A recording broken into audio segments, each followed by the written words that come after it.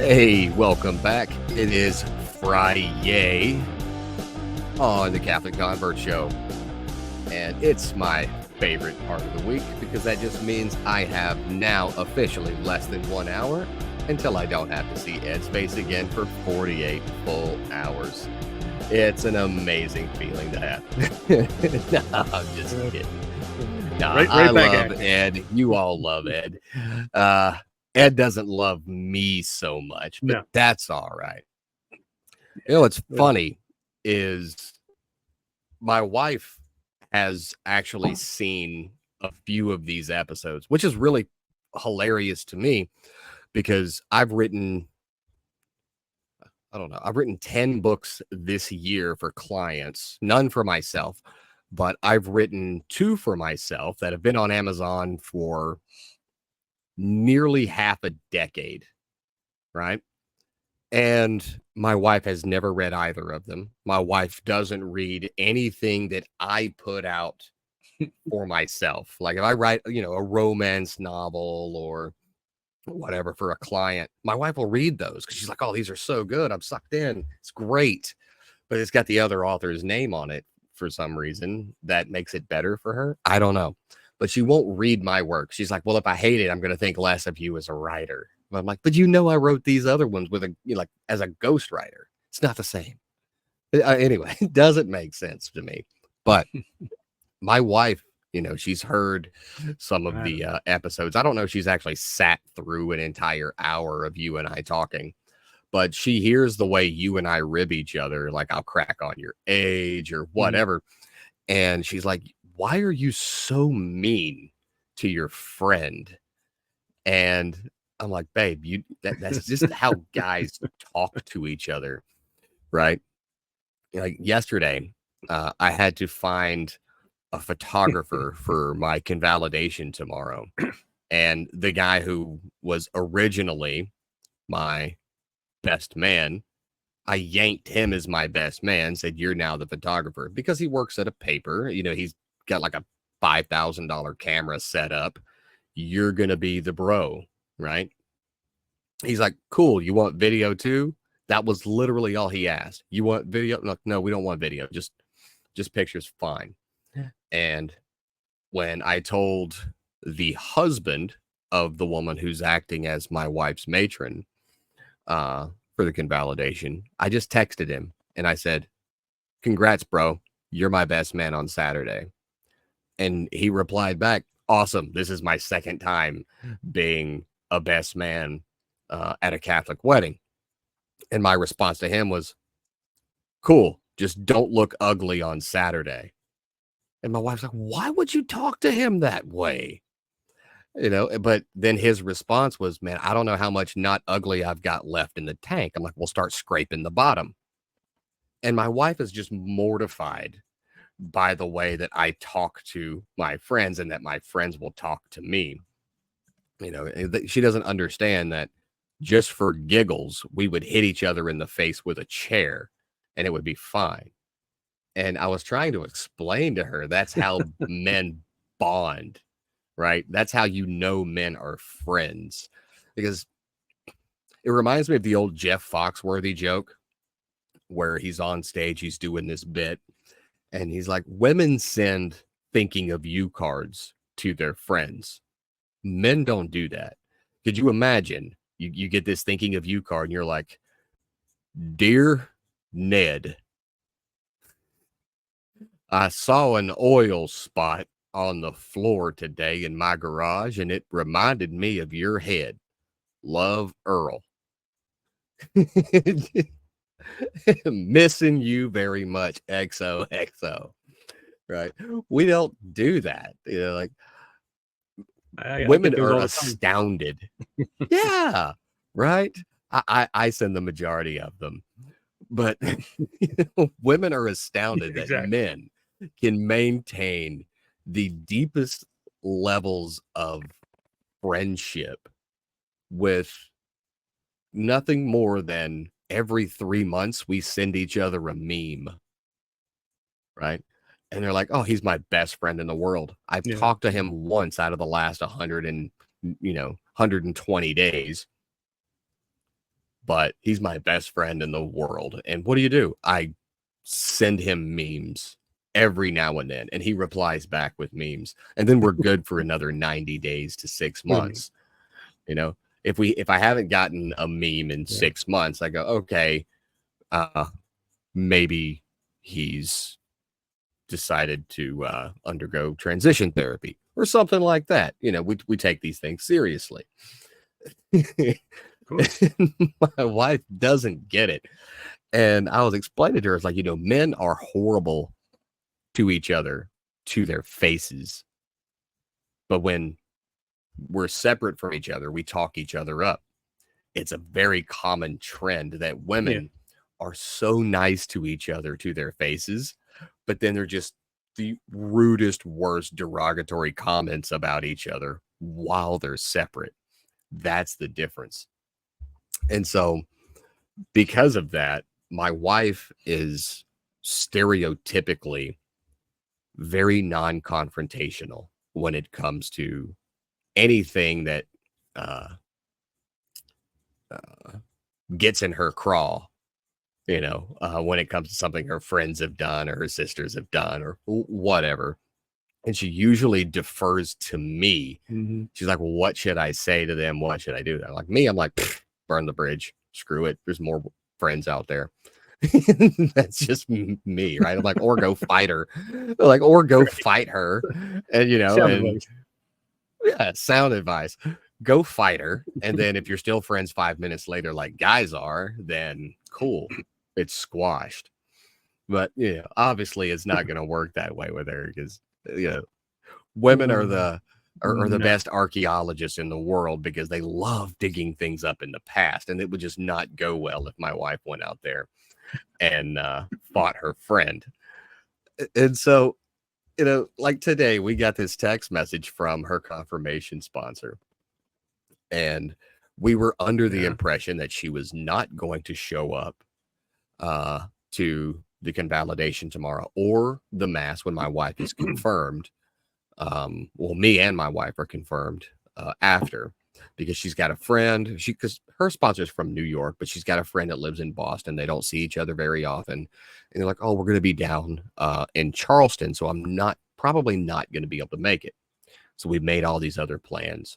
My wife picked someone, said, all right, you're going to stand in as proxy at my confirmation. You're going to stand as my matron at the convalidation. And we've been operating under that fact for the last 5 weeks. Today, oh, I'm actually going to be there. That was the text message from her sponsor. And she was immediately like, oh, this angers me because now I'm worried about letting the other person down who's one of my closest friends. And I don't want to be mean to my actual sponsor. So what do I do? So she gives me the phone, and then I diplomatically make everyone happy. All right. Your friend is still going to stand as matron. Your sponsor is going to be there for the confirmation. So your friend doesn't have to stand as proxy. Problem solved. But the whole thing kind of got me thinking about, most people's fears of either rejection, fears of confrontation, fears of standing up for themselves.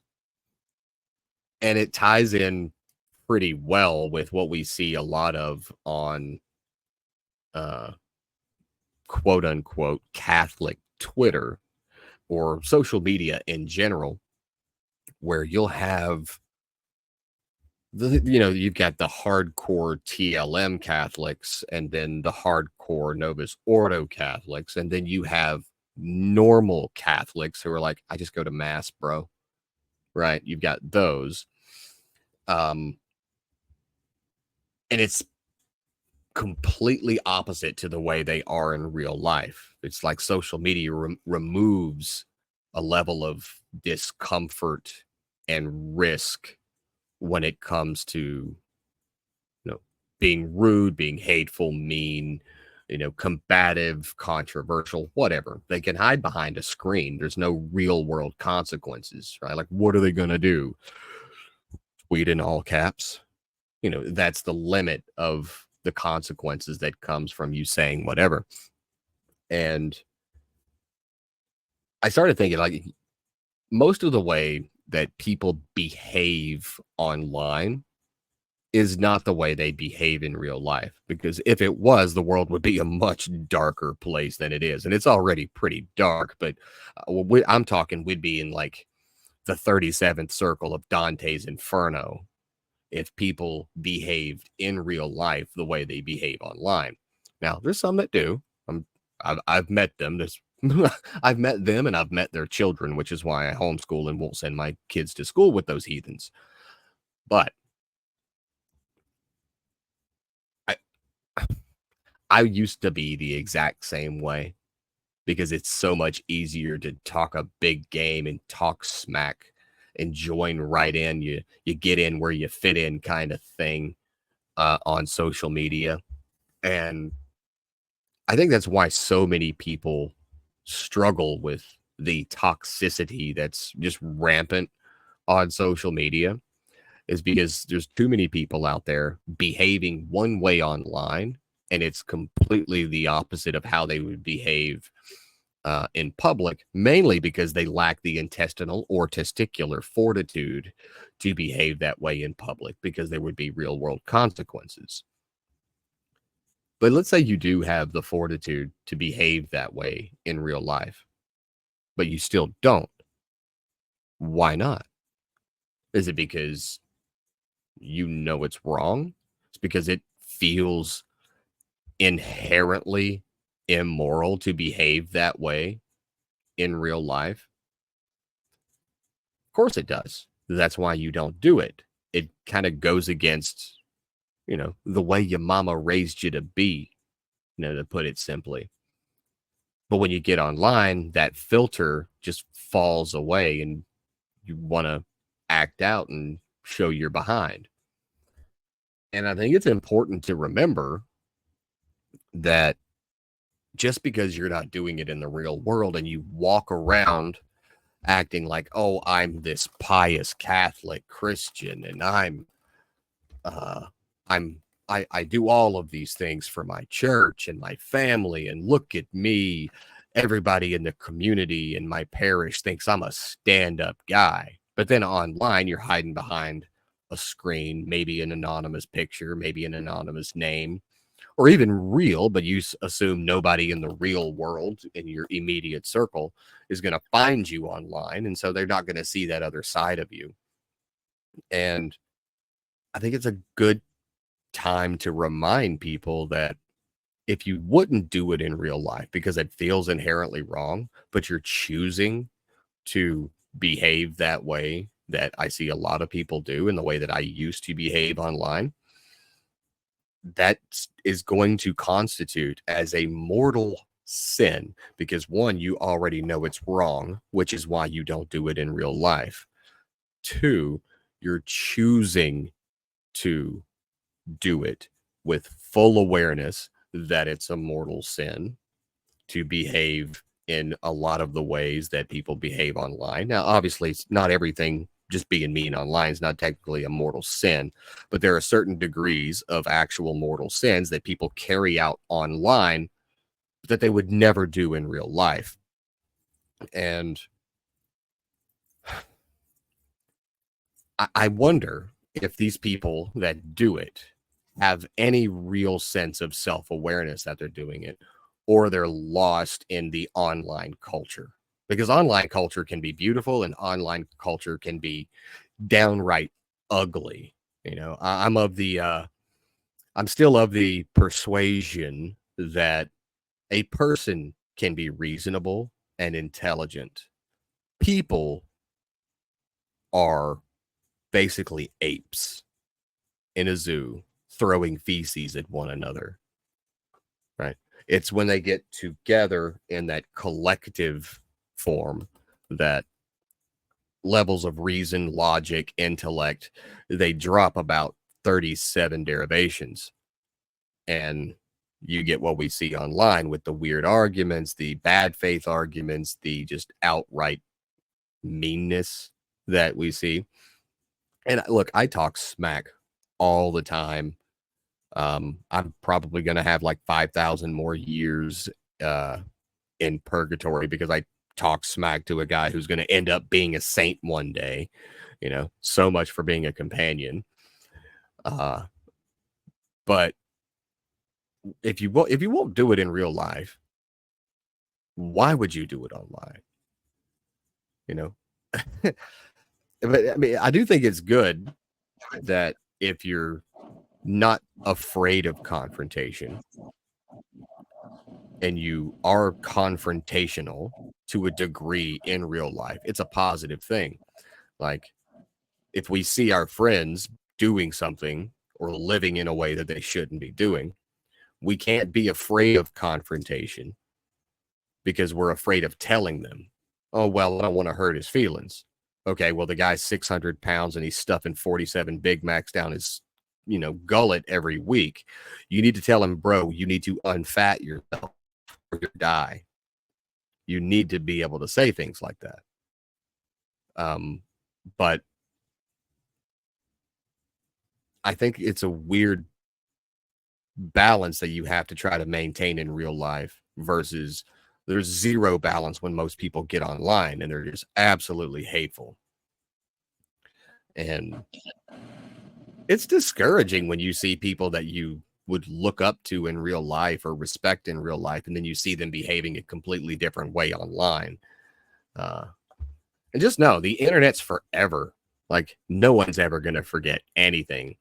I can't wait till the future archaeologists are going through all of our old tweets and they just wonder what the hell happened. What was wrong with these people? It's going to be terrible. But that's just what was on my mind today. It's been a yeah, day. It's something, isn't it? I mean, yeah, in real life, we do tend to. Well, I mean, I'm going to say we do tend to filter ourselves, but I know plenty of people who do not filter themselves whatsoever in real life. But I think they are the exception rather than the rule. And I think it's because if you have any,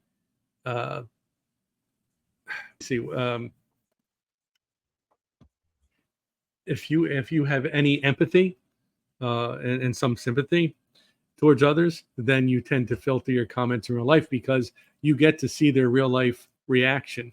You get to see the hurt that you cause by what you're saying.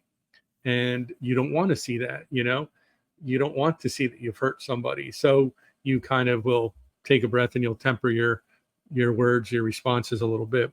Whereas, online, you don't see that. And especially if you're responding to someone's nasty comment on Twitter with your own nasty comment, you don't, all you see is their nasty comment. So you don't know what they are like in real life either. So it's kind of a weird thing. So I find that on Twitter, it seems that a lot of people, and you probably throw myself into this mix, are one day feeling like a hero and the next day feeling like a villain. By that, what I mean is some days I want people to think very well of me. I want to, like, okay, people who've seen my stuff on Twitter, they know, or they know that I do all the stuff that you and I talk about with being a Bible study instructor and a CCD instructor and helping homeless people in Philly and running a men's group and, all these other different things that I say that I do, but you don't know if any of that stuff is really true. If you're seeing my posts on Twitter, maybe I'm saying all that stuff to get likes and to bump up my my followers and stuff like that on Twitter.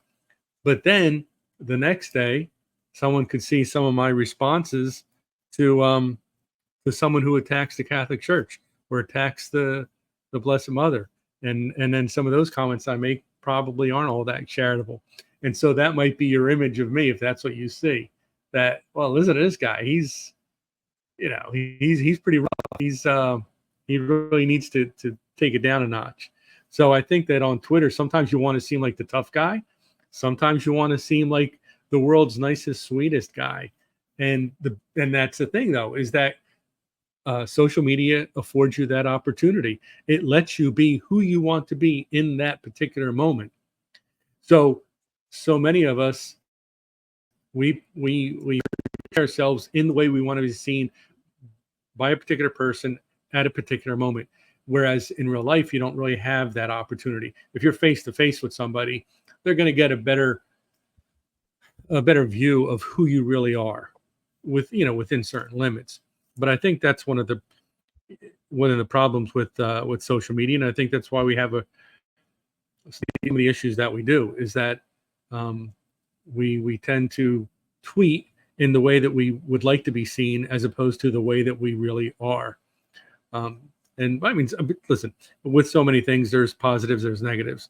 Sometimes the person you're portraying yourself as does have a positive effect on those who see your tweets or your whatever you're putting out there, and sometimes they have a negative effect. So I think that we need to kind of like in real life, if I'm having a conversation with somebody, I'll stop and I'll think about what I'm about to say when I respond to them.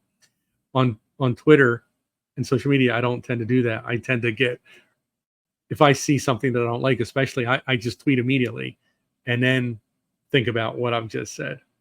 And also, like you said, it's there forever. Impulse control. We like it's true. No, but it's true because like I'll make a comment and it amazes me the lengths that people will go through to prove you wrong.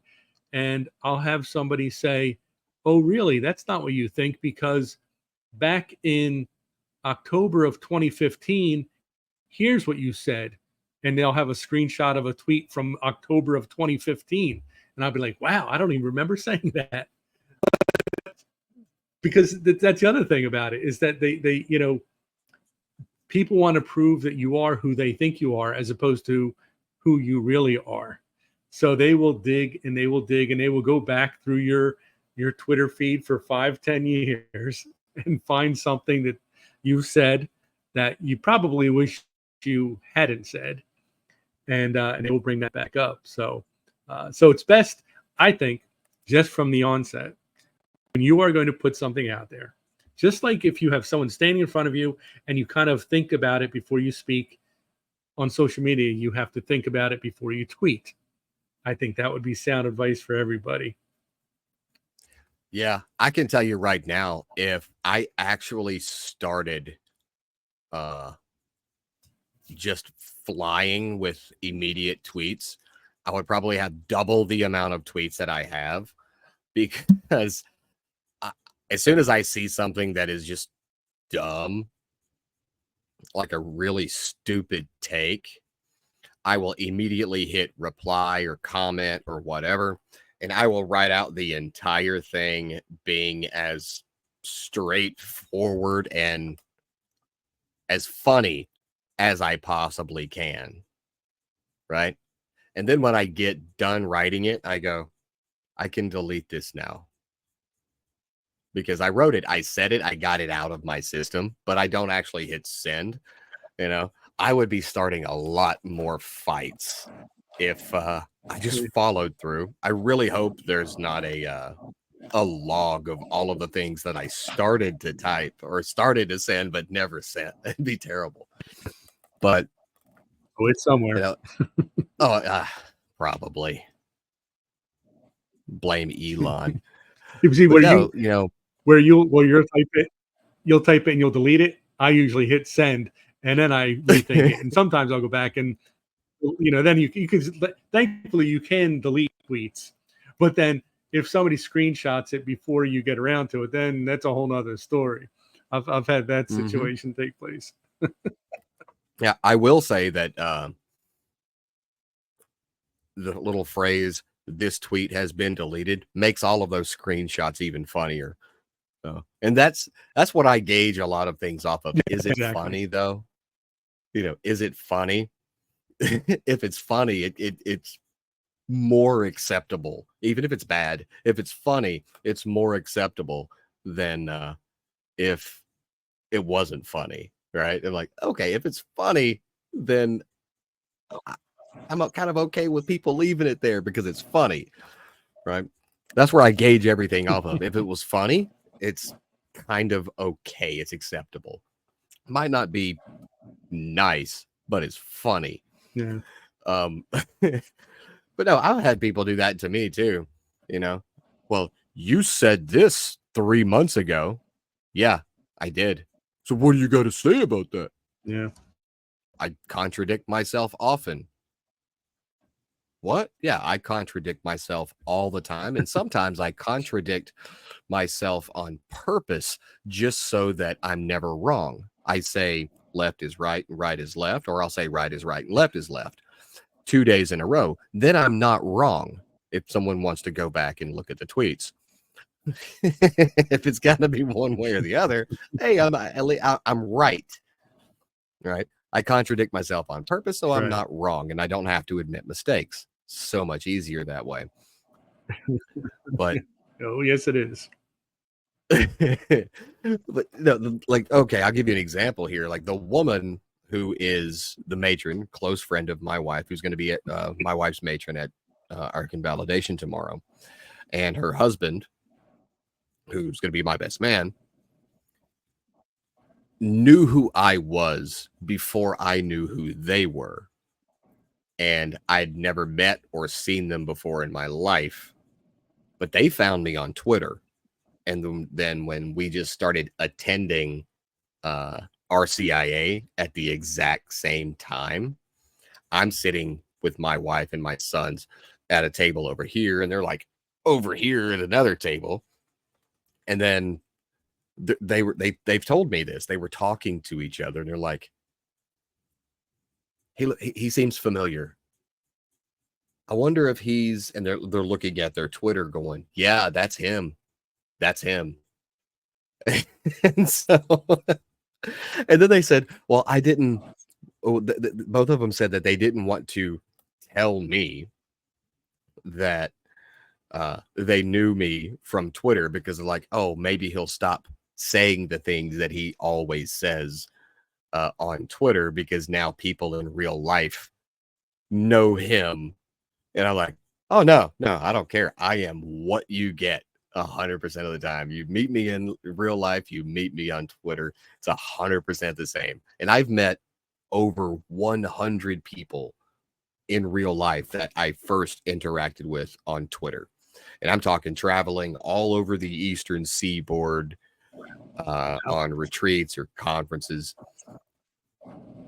I love meeting people from Twitter in real life, even though if a random one like messages me today, hey, I'm in town. You want to meet up? Probably gonna be like, no, I'm busy. But if I plan it, hey, I'm coming through or I'll be here. You want to meet me while I'm there? They're like, yeah, awesome. But I'm just like, no, I don't want to leave the house today. But Yeah. I'm the same, and they'll all testify to it that I'm the same in real life as I am online, except for the people that assume I'm taller in real life. I've met plenty that are like, I thought you'd be like 6 foot. They're like, I thought you'd be like 6 foot. You tweet like a guy who's 6 foot tall. I'm like, no. I could have sworn you were 6'5". Nope. Reverse that. I'm 5'6". Like, I give off tall guy energy, right? But it's funny. And I do wish more people would be the same across the board, because I've met some people, I'm not going to name them, but I've met some people who I thought were one way online. And then when I meet them in real life, I'm like, Mhm. you suck in real life. I'm just saying. I've met a couple. Yeah. I'm like, oh, you were awesome online, but you suck in real life. Okay. Oh, look at the time. I gotta go water my dirt. See ya. And then leave. But no, it's just Oh, boy. weird to me how people, it's this modern culture where people are two different people. There's the online you, there's the real life you. Yeah. And I wonder if that's why a lot of people are unhappy, because they confuse who they are Sure. and who they portray themselves as. Yeah, that's a huge part of it. I mean, you look at, I mean, there's a big issue, especially with younger people, um, and they're taking pictures constantly, and they're using all these different filters and things like that. And then they'll post a picture of themselves with these various filters, and then they just sit there and wait for the likes to pile up because they so desperately want to be liked that they'll change the external image of who they are to get those likes. But then I think internally it bothers them because they realize at some point they have to realize that people aren't liking me. They're liking who they are perceiving me to be. They're liking who I'm portraying myself as on social media. And I think that like I don't know about you. I'm an old guy. I could care less who likes me, who doesn't like me. You can tell me you hate me. I don't care. It's not going to bother me, you know. But for some reason we've got it. We've put it into the younger generation heads that you have to be liked, and it doesn't matter. The problem with that is we tell them, and it doesn't matter what you are liked for. So they think, well, the easiest thing That's to be a liked big for one. is my appearance. So if I use all these crazy things like that, and I make myself look gorgeous, yeah, right. I make myself, if I'm a woman, I make myself look gorgeous. If I'm a guy, I make myself look really handsome, and I'm going to get a million likes. And so that I can say a million people like me. Well, you might have the worst personality in the world. You might be a horrible person. If I ever saw you in real life, I probably wouldn't like you at all. But they don't care because they can show people, hey, look at my phone. I've got a million likes. There's a million people out there that really, really like me. But then at some point, they're confronted with the reality of number one, I don't look anything like what I'm portraying myself as online. And number two, people who actually get to know me don't like me so much because I'm not a good person. I only play one on TV. And so this is the issue that we have. I mean, no filters here. If you see me online, you see me, I tweet all the time. And then usually with like some of the stuff that I tweet, there'll be a picture of me standing somewhere, sitting somewhere or whatever. That's me, no filters, whatever. I mean, I might have the picture taken from 100 yards away, so I look a little less gruesome, but it's still me, you know. But that's the thing. I think that's a big problem with today is that people want so desperately to be liked that they don't care what it is that they're liked for. And you get a little bit older, you get a little wiser, and you're thinking, yeah, it's kind of cool to be liked, but it's more important to be true, and to be truthful and to be a good person. If people like you for that, wonderful. If they don't, okay, that's it. It's I think we've done a massive disservice to younger generations by telling them you've got to be liked. You've got to be liked. You've got to be liked. It's especially if you're being liked for the wrong reasons. I don't know, but Yeah, it's a I did crazy world. see your Jersey-atric shore photo, which I thought that was hilarious. The best thing about it was how blurry you were. That Oh yeah. was the best thing about that photo. You see, this is what I'm talking about. We talk smack. But no, Yeah. But I've seen it play out where people look online and they're like, oh, I want to be just like this guy, I want to be just like her or whatever, and then they create this online persona of someone they're not in order to get validation, likes, whatever kind of social acceptance that they're lacking in real life. And then when someone says, hey, it's almost, I don't want to say they're calling them on their bluff, but it kind of comes up like that, where it's like, hey, we should actually meet and hang out. I know you live here, and I'm coming through there. We should meet and hang out. And then they immediately have to backtrack and come up with this random, excuse. Well, I can't do it because, I'm not in town. I'm traveling to the moon next week or whatever. They come up with whatever excuse because they're afraid they're going to be discovered, Yeah. And one of the things that has been kind of I want to say profound insights that I've had just being in the Catholic Church for the past 14 months that I have. My parish priest, he's a great homilist. Hey, there's 8 minutes, a limit. Remember, that's what Pope Francis said. They should be 8 minutes. Oh, okay. He didn't tell everybody only 8 minutes. That's his opinion. And I think it's wrong because I've seen some visiting priests that have come to my parish, and I'm like, 8 minutes is absolutely way too long. We should wrap it up because it starts to borderline a homily in a hostage situation, and it's very difficult to figure out how you're going to get out of this, if you're going to get out at all.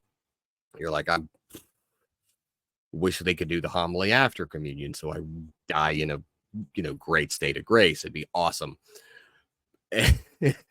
And I've met some that I'm like, this guy could deliver a 90-minute homily, and like my parish priest, he's awesome. He delivers a 90-minute homily. I'm there. It's like hanging on every word. It's like paying to see it. You would pay to see it and hear it. But, one of the things that he's talked about in various homilies over the past year is if someone looks at you, like online, you put on this whole image. So when someone sees you, they associate something with you, right? Like I've got a bunch of friends. I see this guy. I'm like, oh, he's an excellent marketer. That's what I associate with him. Or this guy's an incredible athlete. This guy is an incredible writer, whatever. And that's what I associate with them because and they live their life that way. But how many people besides Ed can be looked at and identified objectively as a Catholic? Now, the reason I say other than Ed is because the only t-shirts Ed owns have, Catholic, proud Catholic, radical Catholic, hardcore Catholic. Like it's hard to not like tell, like, hey, are you Catholic? He turns around and just tells the lady at the store, no, I'm Anglican. I got the shirt at a secondhand store. But how do you want to be seen in real life is much more important than how people see you online. I do like the fact that as I've gotten older, I've cared less and less what people think of me. But there's an exception because that old thing that people used to always be posting online all the time, no F's given. I've got no F's to give.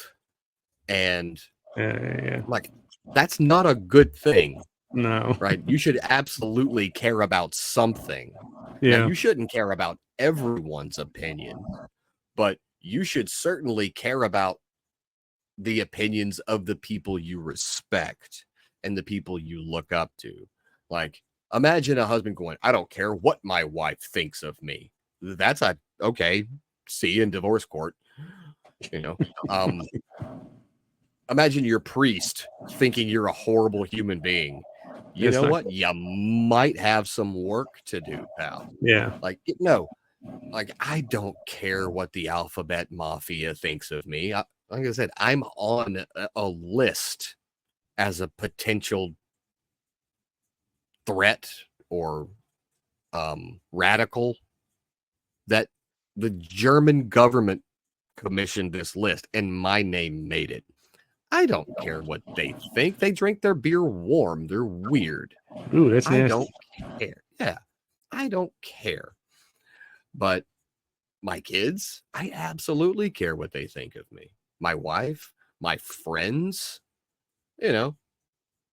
if my friends think I'm a horrible friend, my kids think I'm a horrible dad, my wife thinks I'm a horrible person, my priest thinks I'm a horrible Catholic, okay, I care about those things. But the question that I asked was, how many of you out there can actually say, when someone looks at me and someone interacts with me, they can absolutely tell I am a Christian. They can absolutely tell that I am a devout, practicing Catholic that is striving to be as holy as I can in my imperfection, in my imperfect journey, and in my imperfect shell. I am striving with pious effort to be better than I am. How many people can actually say, when someone interacts with you, a perfect stranger, they will identify you that way? And if they can't, why not? And what are you doing to change that? Because how you are perceived absolutely matters when it comes to the people in your life that matter. You know, I don't care what my parents think of me. You should. I don't care what my kids think of me. Good luck in the absolute cheapest nursing home. Good luck. Yeah. I can't wait till you're so angry at the sawdust applesauce that you're having to eat every day, because it's going to be terrible for you. Yeah. You know, you should absolutely care how you're perceived and the image that you portray, but it extends far beyond online. And you need to make sure that who you are online meshes perfectly with who you are in real life. Yeah. Yeah. And what, how do you want to be perceived? How do you want to be seen? You know, it's a sad state of affairs where, you know, there's a lot of guys out there who they want to be known at work with their work buddies as the guy who has the best dirty jokes at lunchtime or something. They want to be known at the corner tavern as the guy who can put down the most shots. You know, they want, you know, all That's me. these things. Is that you? But you know what I'm saying? But when do you run into a guy? I might need 5 days to recover, but that's me. Well, you would have proved your point by then, and you would have been cool. but how many guys do you know that would say to you, I want people to see me as a good Catholic, as a good Christian, as a good person? You know, I mean, I want to be seen that way. You probably do, Jeff.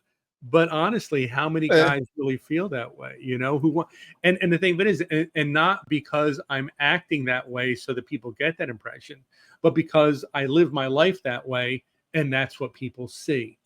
So I, you know, Yeah, and acting that way is very different than being exactly that way. exactly, and that's it's just exactly my point. Is Although there is some merit, I'll say there is some yeah, merit into the fake it till you make it kind of thing. You know, well, if you suck exactly. at being a if you suck at being a good person, but you Yeah, pretend to be a good person long enough, it gets easier to be a good person. it absolutely it does. But like I've got a very good buddy who is a DEA agent, and I mean, Yeah, I've so got 2 of those.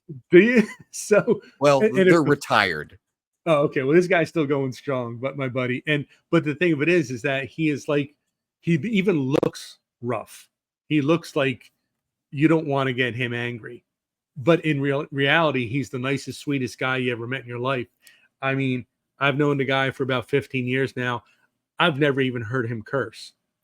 Um, but the thing of it is, my point here being is that he will, when he's hanging out with these other agents, and you know, they get, you know, the conversation gets a little seedy, or you know, one of the guys he knows is married is talking about a girl he hooked up with over the weekend who's not his wife.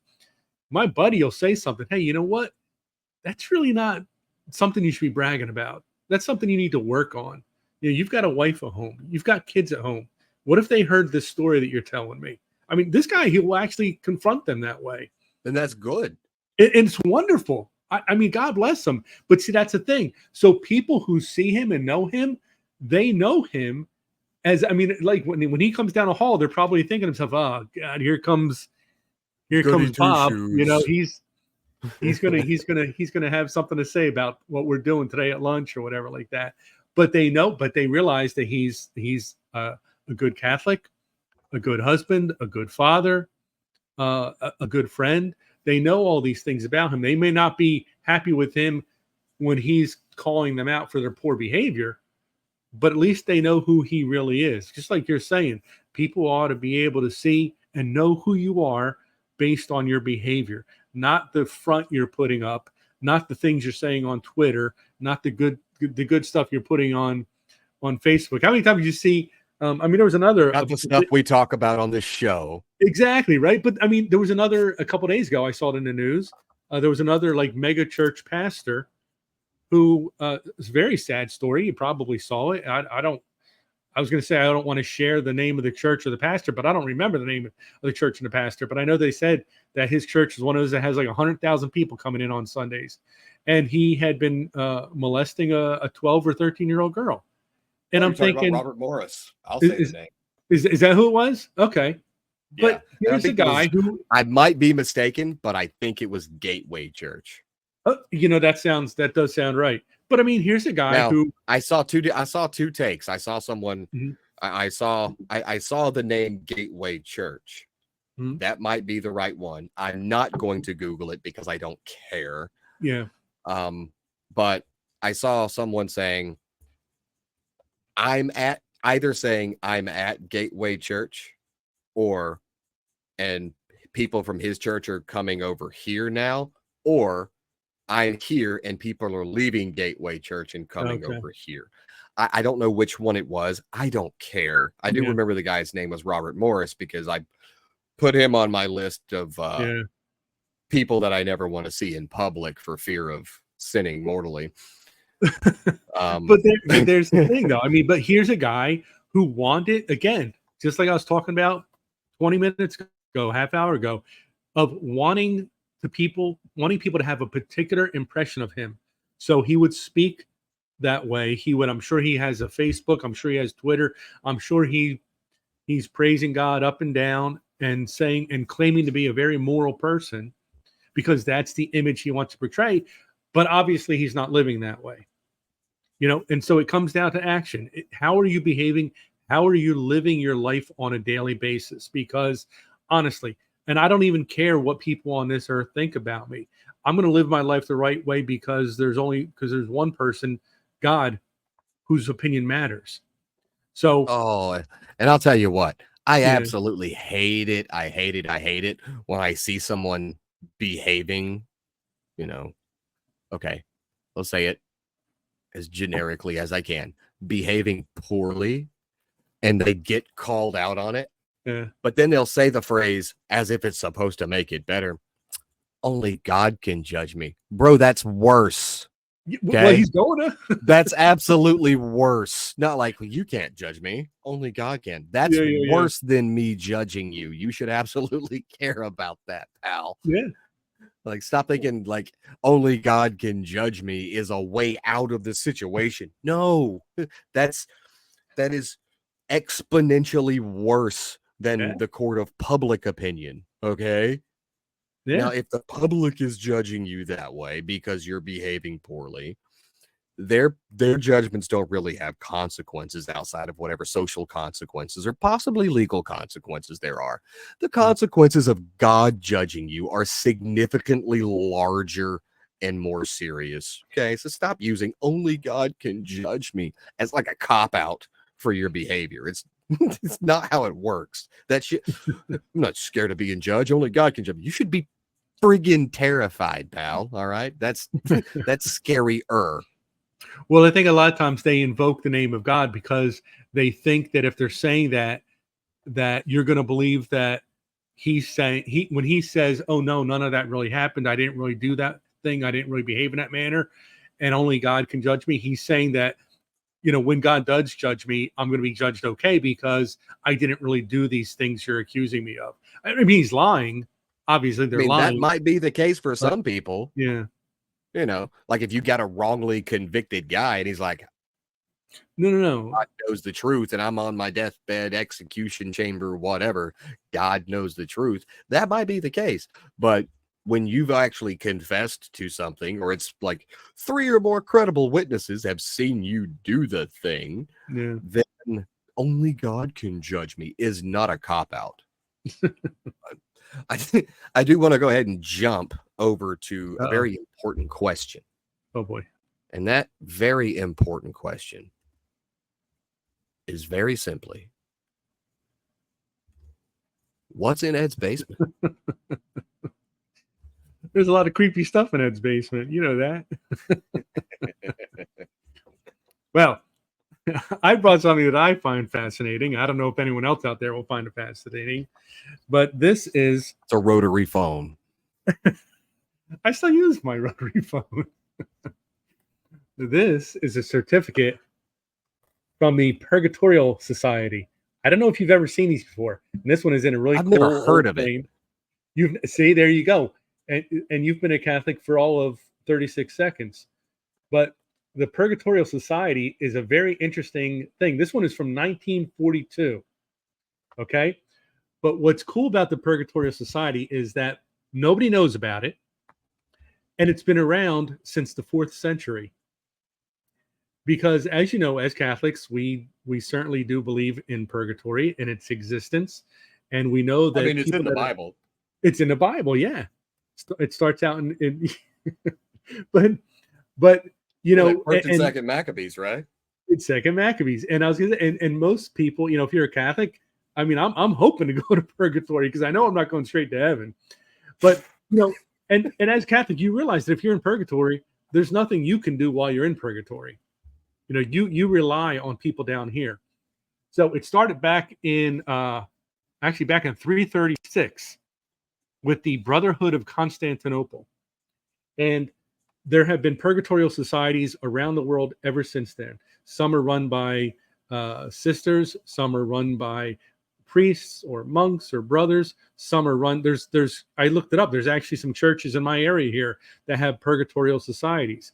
And what happens is you enroll somebody in a purgatorial society. This person was Rose Ann Finn, and she was enrolled by her family in 1942. You enroll somebody in a purgatorial society, and that church or that organization's purgatorial society will remember that person on the first Friday of every month. You can enroll them on an annual basis. You can this one was a lifetime enrollment into the purgatorial society. So this particular Church of St. Christopher, or this organization, St. Christopher's, theoretically is still praying for this woman because she had a lifetime membership. And so the members of these purgatorial societies on the first Friday of every month, and also on All Souls Day, they will pray for all the people that have been enrolled in their particular purgatorial society. And it's amazing. If you look up the history of it, I mean, it was huge in the Middle Ages. It's huge now. Although, honestly, for the longest time, I never knew of the existence of these purgatorial societies. But these people will pray for the people that are enrolled. They will do various devotions for these people. They will do works of charity in the names of the people that are enrolled. So it's a pretty cool thing. These purgatorial societies, find out if there's one in your neighborhood. If you just Google it, I'm sure you will find one within driving distance of you or whatever. Or you can even do it online. You can enroll people online. But somewhere near you, there is a religious order or a church that has a purgatorial society, and you can either enroll someone you care about, someone who, a father, mother, grandmother, grandfather, a loved one who has passed on, who you think may need your prayers in purgatory. You can enroll them, and with the hope that when you pass on, people are going to remember you when you spend your time in purgatory. I'm desperately hoping. I've been reminding people now, when I go, you better start praying for me because I'm going to need some help getting out of purgatory. But that's it. Purgatorial Society. It's been around again since the 4th century, and and still going strong. So sign up. Yeah, like I said, I've never heard of that. However, we do have this thing at my parish where, when it's when we're actually praying, and you know, the one of the deacons is up there and he'll pray, and then you'll hear us, Lord, hear our prayers. Mm-hmm. And then he'll say the next thing. One of the things that is often done is pray for the repose of those that have passed on, especially for, and then he'll name a specific person or persons and say, for whom which this holy sacrifice of the Mass is offered. And so it kind of similar, I guess. But no, when you said this church of Saint Christopher, it got me thinking. I've lived in my house for 10 years. Okay. And I know we don't have a lot of time, but I just think this is cool. Lived in my house for 10 years. I've done an insane amount of yard work and like setting down patio stones and digging and scraping and digging and scraping. The week that I was like converting and saying, okay, I believe I'm Catholic. I'm going to Mass now. I'm not going to stop going to Mass. I found it like after my first Mass, because I was like, okay, what do you do about a confirmation saint and all this other? And so I'm just walking by my patio, and I found this, which I don't know if you can see that. Saint Christopher? Yes. Oh, it's a Saint Christopher. It's a Saint Christopher medal. I have no idea how old it is. I'm pretty sure it's silver because it's not corroded. Nice. It's not degraded anyway. It's got some like what looks like charring on it, like maybe it was in a bonfire, and I've had a bunch of bonfires, so whatever. But it was right underneath the area where I usually park my car, and it needs to be repaired because St. Christopher comes out of the metal. But I really thought there was something significant to it. No, my confirmation saint is not St. Christopher. But I thought it was wild because I'd always heard, like, your confirmation saint finds you. You don't find them, right? And then I found that in my driveway after living here for 10 years and obviously knowing that nobody else would have been wearing a St. Christopher medal in my house for the past 10 years we've lived here. Yeah. But then it just appeared. I do want to get it repaired because I did have it blessed by my priest. And so it's just sat here in my desk for ever. And it broke. It broke after it was blessed. I was wearing it around my neck, and just one day I looked down and I'm like, oh, St. Christopher's gone. But I found it on the floor. But no, like I said, I've never heard of the Purgatorial Society. But yes, absolutely. You should be praying for all of the souls in purgatory. Yeah. In heaven, the saints can intercede for us. We can pray to the saints to intercede for the souls in purgatory, and we can pray directly for the souls in purgatory, which we should, because they are helpless and they rely on our prayers in order to lessen their sentence and period of purification. But we're out of time. It's Friday, and I'm not going to do any work after this until Monday morning because I'm going to be busy all day tomorrow. Next time you all see me, I'll be 100% pure, full communion Catholic. Nice. So, going to wrap this one up, get out of here, and I'll see you all Monday. Yep. God bless everybody.